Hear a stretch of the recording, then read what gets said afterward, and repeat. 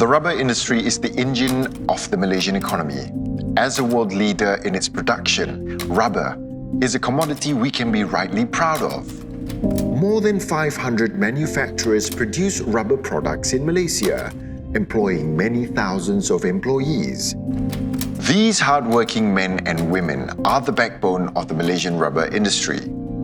To help employers identify risks of forced labor amongst its workforce, the Malaysian Rubber Council has produced a new guide in collaboration with the International Labour Organization.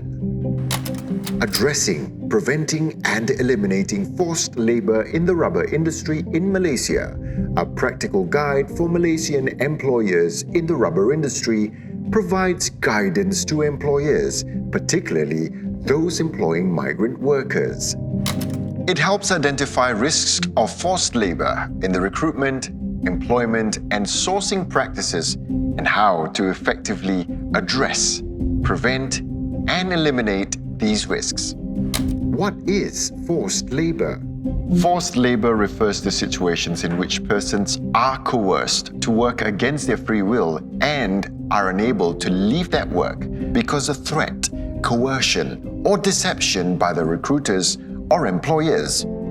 The ILO has developed indicators that represent common signs or clues pointing to the possible existence of forced labor practices.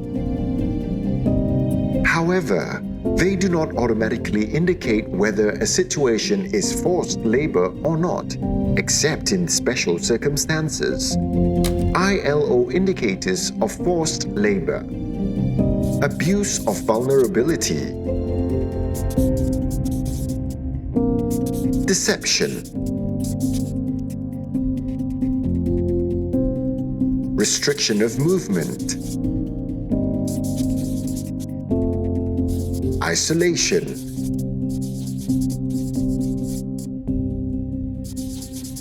physical and sexual violence, intimidation and threats,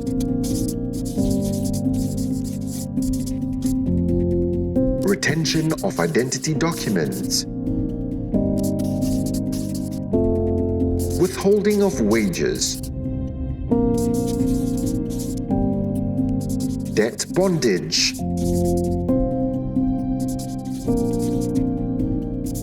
abusive working and living conditions,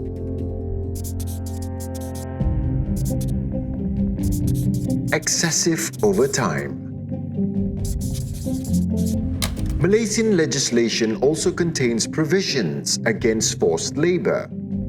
According to the Malaysian Employment Act 1955, an employer who threatens, deceives or forces an employee to do any activity, service or work and prevents the employee from leaving the place where such activity, service or work is done commits a forced labor offence. The employer can be fined up to 100,000 ringgit or face imprisonment for up to 2 years or both. In addition, a number of laws and regulations also address forced labor. Guiding principles and good practices on addressing, preventing and eliminating risk of forced labor in the rubber industry helps to address, prevent and eliminate risks of forced labor with a focus on the recruitment and employment of migrant workers. It focuses on a number of key phases of employment. Pre-employment. Many challenges faced by migrant workers stem from the recruitment phase. The guidelines describe how to eliminate deception and coercion in recruitment practices. Areas covered include pre-selection due diligence, post-selection due diligence, recruitment fees,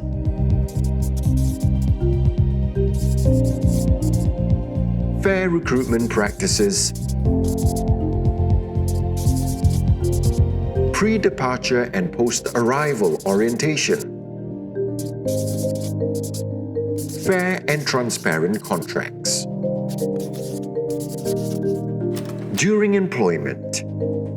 Once workers have entered employment, forced labor practices may emerge if coercive practices are used.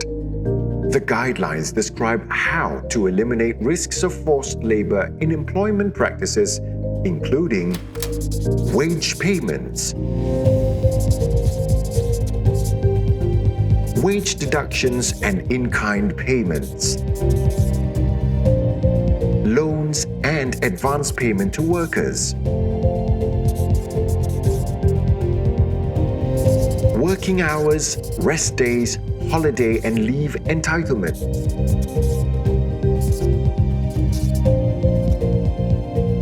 disciplinary and grievance measures, passports and personal possessions, freedom of movement, accommodation and health, retention of workers, freedom to join a trade union. Post-employment practices. Forced labor practices can also emerge during the termination and repatriation phase.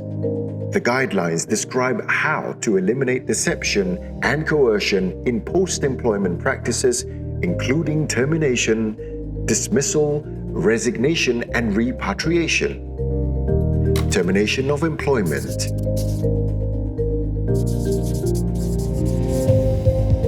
Final wages. Repatriation.